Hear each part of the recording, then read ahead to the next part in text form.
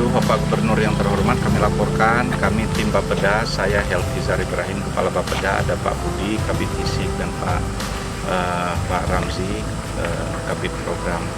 Kami berada pada titik 0, titik dimulainya MWC untuk lokasi di Bener Meriah ini, yaitu dari titik Redlong menuju ke Samakhilang.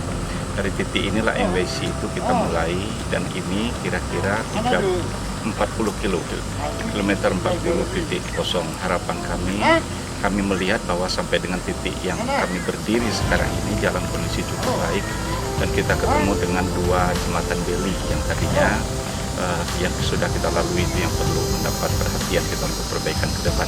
Sedangkan sisanya ini 19 km lagi sampai menuju ke Samakhilang. Tahun ini akan kita mulai dari titik ini sesuai dengan standar 1611 sisi kiri kanan jalan satu-satu masing-masing, kemudian 6 meter yang akan diaspal.